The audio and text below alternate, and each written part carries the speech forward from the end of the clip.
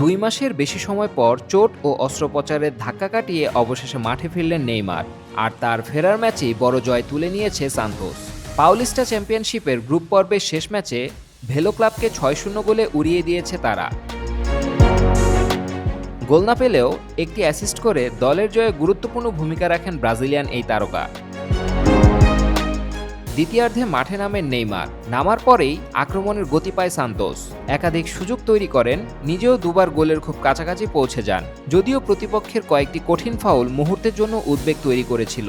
ম্যাচের 81 মিনিটে তার পাস থেকেই গোল করেন গ্যাব্রিয়েল বারবোসা, যা নেইমারের ফেরাটাকেও আরও স্মরণীয় করে তোলে। এই জয়ে শেষ 8 নিশ্চিত করেছে সান্তোস। কোয়ার্টার ফাইনালে তাদের প্রতিপক্ষ নবরিজন্তিনো। চোটের কারণে মৌসুমের শুরু থেকে মাঠের বাইরে ছিলেন নেইমার।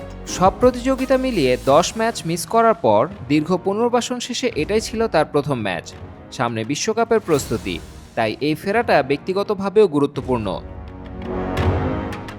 গত মৌসুমের শেষ দিকে দলকে অবনমন থেকে বাঁচাতে চোট নিয়েই মাঠে খেলেছিলেন তিনি। 3 ম্যাচে গোল ও অ্যাসিস্টে গুরুত্বপূর্ণ অবদান রেখে সান্তোসকে শীর্ষ লিগে টিকিয়ে রাখেন। তবে সেই লড়াইয়ের পরেই বাঁ হাঁটুতে অস্ত্রোপচার করাতে হয় তাকে। ব্রাজিলের 2026 বিশ্বকাপ পরিকল্পনায় কোচ কার্লো আনচেলোত্তি তাকে রাখবেন কিনা সেই আলোচনা এখনও পুরোপুরি থামেনি। তবে মাঠে নেইমারের প্রত্যাবর্তন সমর্থকদের জন্য স্বস্তির খবর। ম্যাচ শেষে কোচ হুয়ান পাবলো ভোসবোডা বলেন, নেইমার শুধু সান্তোস নয়, জাতীয় দলের জন্য গুরুত্বপূর্ণ। তার মতে নেইমারের এখনও সেই জেতার ক্ষুধা আছে, আর সেটাই দলের সবচেয়ে বড় অনুপ্রেরণা। Sadman Hasan, sports 24 BD.